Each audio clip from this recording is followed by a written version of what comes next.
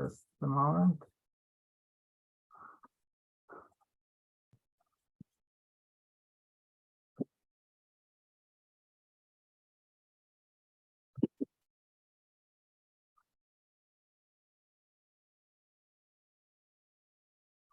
It's coming. Well, I think it's recording now. Yeah, we see how Microsoft is fast.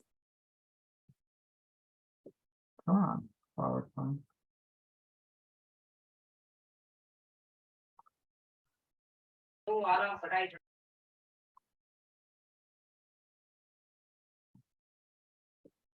Okay, There you go. I will do this way because it's easier for me because screens that I have. Can you see well my screen? Yes, we can. Yeah, You can.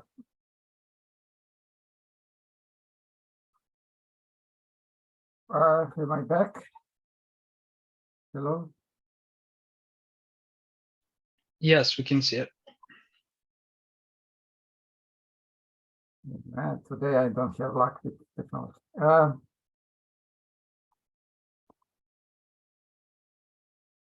Nash, do you want me to start the recording No, again no, from it's here? fine. Okay. It's fine, okay.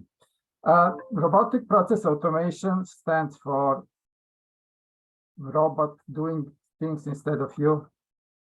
I think this is the simplest way how I can explain. Let me just get going my PowerPoint. Before it was used very well in manufacturing, in auto industry and other industries, but now it is more and more popular for regular business in IT. And I have trouble to get my computer going. Okay, let's go. There is, Salesforce doing flows and other automations, and it is great. We are all used to it and things like that. And, we heard about other tools that are combining different technologies as middle layer and doing the same thing without coding, connecting different environments and executing logics and do things and blah, blah, blah. These all presentations came out from something like what is combination of these mashup technologies right now. And recently Microsoft, or not recently, but for a long time, Microsoft was trying to catch up in this space, and now they are making big turnarounds to all of this. Recently, I was having opportunity to make something of using the Microsoft technology and Salesforce technology, and to do RPA solution for the use case that we weren't able to satisfy using just Salesforce automation tools. But what this does in a nutshell is it will free up your human resources to do more human-related tasks instead of repeating boring tasks all the time that are then prone to human errors and inaccuracy and all other kind of things that are coming with, jobs that are not creative, that are just repeating steps of something. All of this is supposed to help us to set up automation in a way that we improve our workers' experience and we improve data quality and all of this, what's coming with this, using low code or no code solutions. Why I decided to present is because most of the time I'm dealing with enterprise organizations who has access to Microsoft tools. Many use Microsoft Office 365, Outlook, SharePoint, and other things. And this is coming as natural extension of this environment that many people doesn't know that it's there and can be easy leveraged by just reusing the skills of your existing resources, workers, employees, instead of going out to buy service from somebody else to do something for you. On the top of this, I'm going to talk just about Power Automate, what is one section of Microsoft tools, one tool that is on your disposal. But on the top of it, you have artificial intelligence builder that you can leverage to create bots, like a robot that is going to be able to have interaction with your customer, like chat bots and customer service bots and all kinds of things that you can set up and make to work for your service department, or for maybe discovering what somebody's interest is for, and then give them appropriate resources for, and things like that. Just to give some more intro to all of this, this is what is by Gartner in 2022 in this space of RPA, Robotic Process Automation. We have Microsoft that is in quadrants of leaders of this thing, of this technology space. On the bottom of this quadrant, you see Salesforce. MuleSoft is also competing in the same space.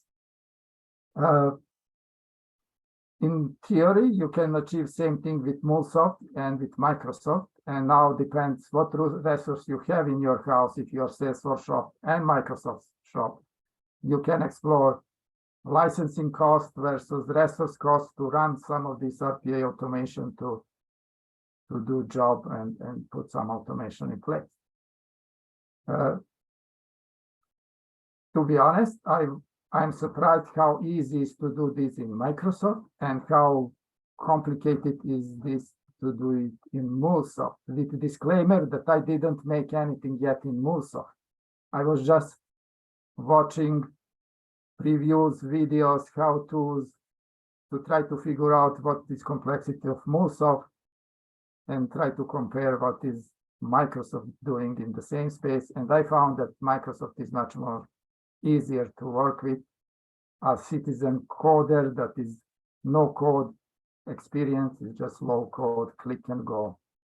You will need to have resource that has a little mindset of developer or technical architect or somebody who understands technology to put this together, but no real coding. All coding that you will see in my presentation is like Excel formulas or like Salesforce formulas when you are doing formula field or things like that.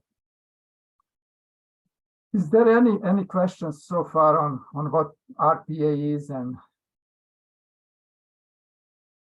does anybody has idea what I'm going to go next? Okay, and then my next step is I will give you a demo using the PowerPoint, and if I have time, I will jump to another computer and give you a sneak peek how this looks like for real in environment, Microsoft environment. But if you have time, we'll do this. My demo use case here is to replace customer service functionality of email to case feature of Salesforce. For those that don't know what is email to case, it means I got email is forwarded to special email address of Salesforce, and then this email of Salesforce using email service jobs to parse email and create case of it and connect with existing contact records if I have matching email address in my contact database in Salesforce. And then it will log the email as email record attached to the case, and then future emails then will reply to the customer with chaining this with code that you can chain these emails in the future when they reply, that you don't open new case and you are reusing already existing case for this email. If you get attachments forwarded with your emails, then attachments will be stored in Salesforce 2 as Salesforce files. what customer was asking me to do is to replicate same functionality, but don't store email attachments in Salesforce. Go and store this in SharePoint. And then I offered them, hey, there is app on App Exchange that will take your emails that are already stored and attachments in Salesforce, and then we'll move those attachments to SharePoint, and it will delete those attachments from Salesforce, and then you don't need to do anything. You just install app, pay something, blah, blah, blah. They said, no, we don't want to have customer data to be in Salesforce server. This is our policy. We need to go by policy. Okay, then I start snooping around, and then somebody mentioned Power Automate, and I went to try it, and it worked. I was able to monitor my email box. I sent myself email triggered the process execute, and then I set up what I need to do when I got email and how I want to present it inside of Salesforce and store it in SharePoint on special folder that is managed in special ways and things like that. Then I explore and I enhance and I chain this with open cases that are related to this previous case if it was reply and things like that. Any question on use case here so far?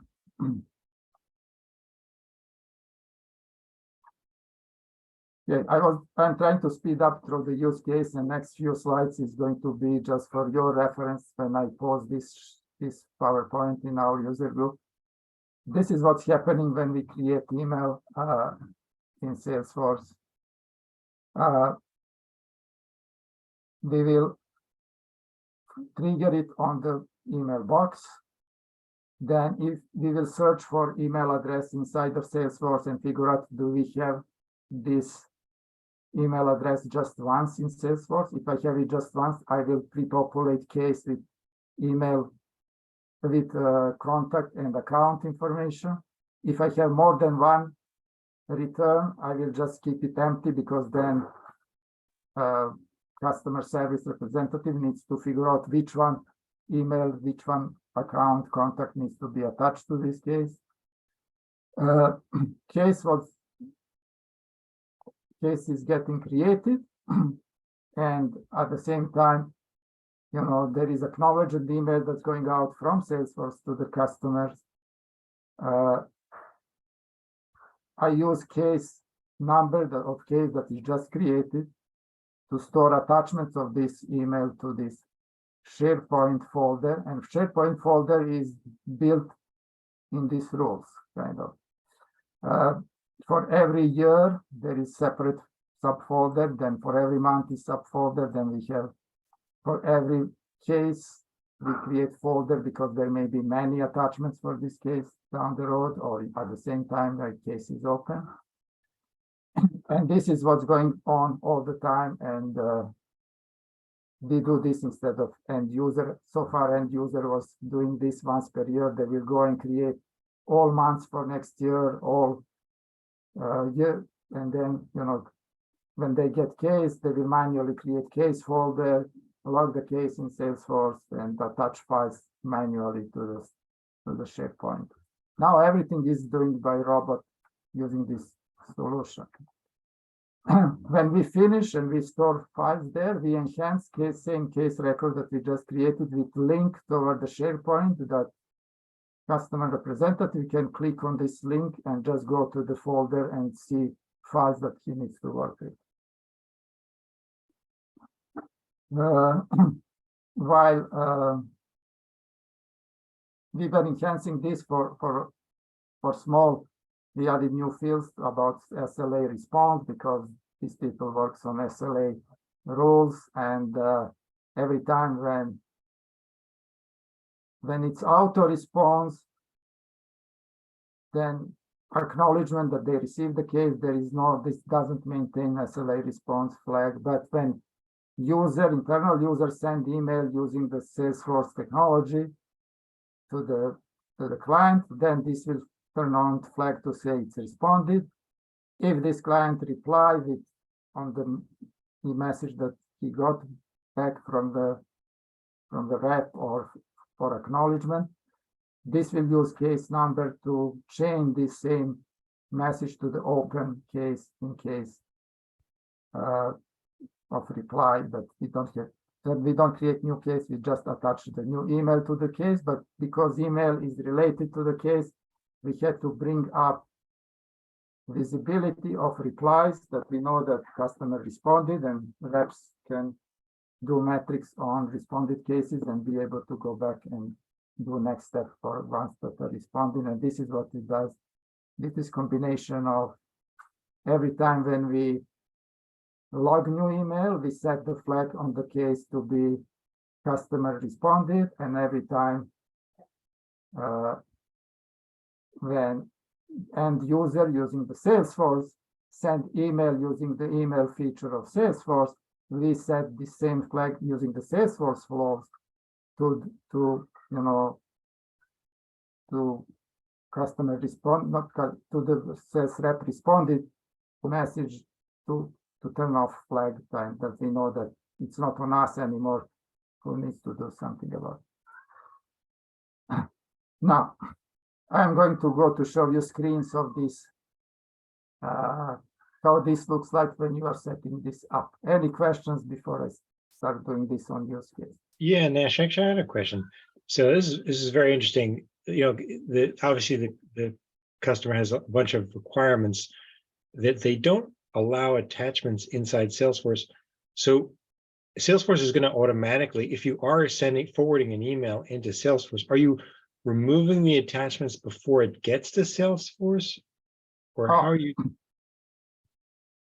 Yeah, I'm not sending emails to Salesforce like old-fashioned email to service of Salesforce. Okay. What I'm doing here, I am having trigger. This is my solution, RPA solution. Right. It's a trigger is I'm setting up solution to monitor my email box of choice.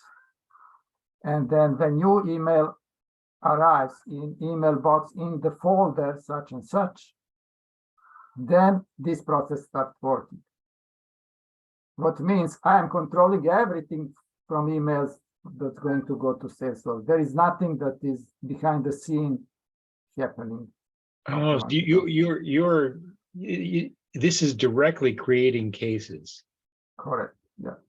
So you never send an email in, but then but then a case is created, and then they have, I mean, email to case is still on because they can send emails from the case.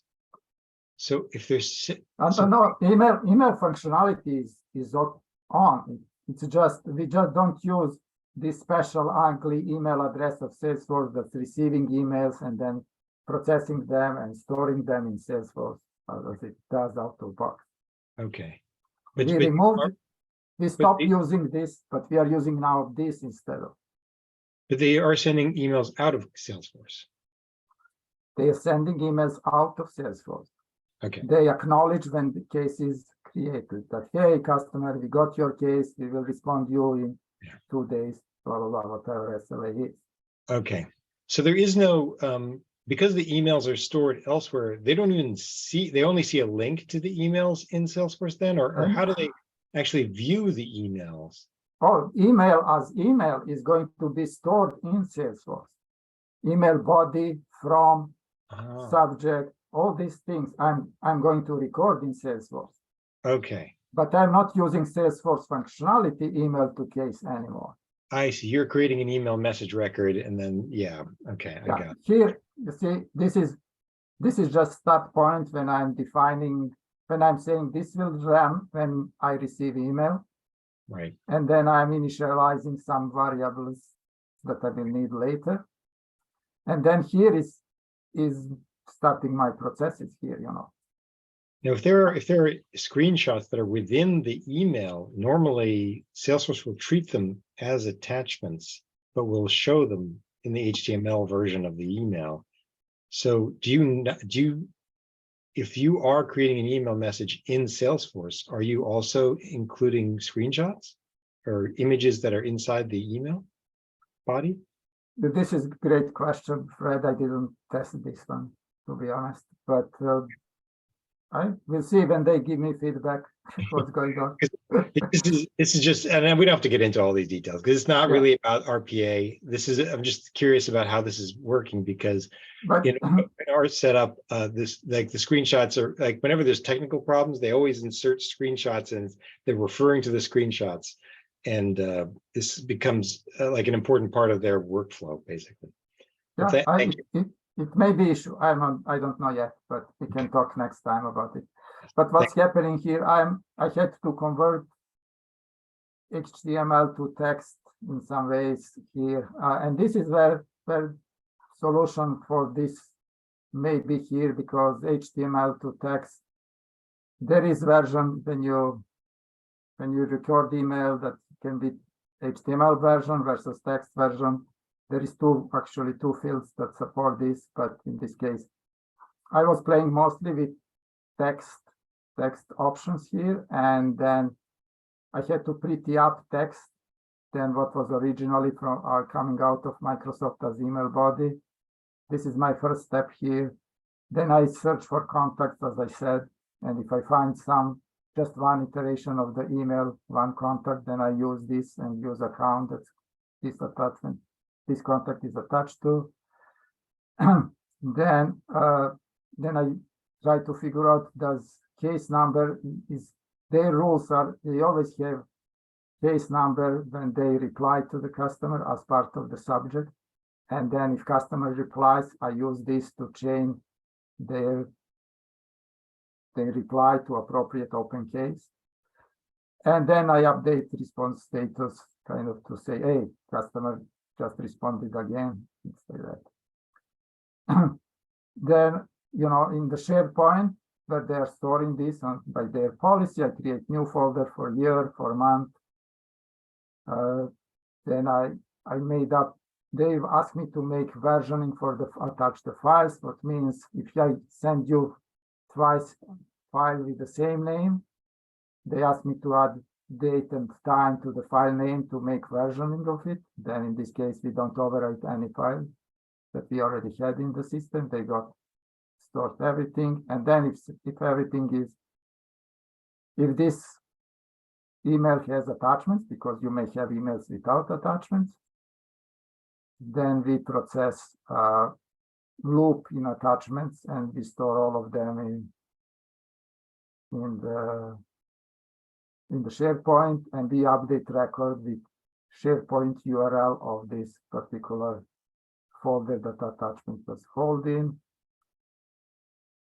And here I'm trying to show you that whatever you see here is, you don't see any coding actually. You see all these elements from, and this is what is my point of my presentation. So far, you didn't see anything coded. Everything was kind of declarative. And when you click on one of those squares, it will give you details what is in them that I didn't show you here. But this is how it looks like. Like this one would be for all attachments that are in this attached to this case. You create loop. You use loop. This is sign of the loop and for loop, and then you process things and you massage things. I create file name for every name by inserting date and time before dot extension of the file. And then I create file with SharePoint. Then we save it, and you see how I am using those variables that I created on beginning to define things around. And this is details, sample of details of those squares. For creating file, I need to define which SharePoint site I'm going to use, what is going to be folder on this site, what's going to be file name, and what is going to be file content, then this, so what's coming in. And here on this slide number 6, I was trying to give you idea how is this easy and how much is complicated, or whatever we want to say about it. But you see, this is something that is, look like formula in the formula field of Salesforce, or Excel formula or something like that. It's nothing that it's even human readable if you pay a little more attention to it and break it down. And every red font word is one function that is doing one thing, and then another function is doing another thing, and go forward. But in this case, trying to explain this would be value of this. Number one would be this box here, formula. Number two would be formula for date and time, system date and time. And number three would be this box here. It says, give me just extension of the file and compose this together to the file name. And then once when I set this file name here, I use it here down to, actually, I am lying on this picture. I didn't use it here because this picture is one of first version that when I just put date and time on beginning, I was going easy route here, but anyhow. But you will just use this value here in this file name as one variable instead of two variables that I have here combined. But this is kind of one of points of these presentations. I want to make you to believe that this is easy by showing you the most complicated piece of this setup. Defining file name in a way that is a little complicated. Okay, trying to stay on time. Any questions so far on this? These boxes.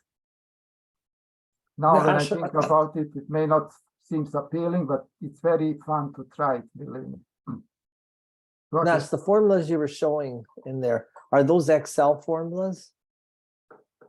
But they are very look like Excel formulas, but they may have different, slightly different structure. You need to follow instructions of Power Automate or Microsoft Apps formulas definitions to do this. They may be slightly have some differences than Excel, but it's very similar. Okay, but they're not Salesforce formulas, they're more Microsoft. Yeah, they're Microsoft formulas, not Salesforce. Right. Okay, thanks. Everything what is here is Microsoft kind of. But idea is here that I was able to monitor Office 365 inbox.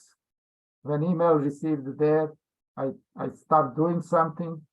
I go to sales, I connect with Salesforce, I create record, I read the record, I search Salesforce for contacts, I use those values.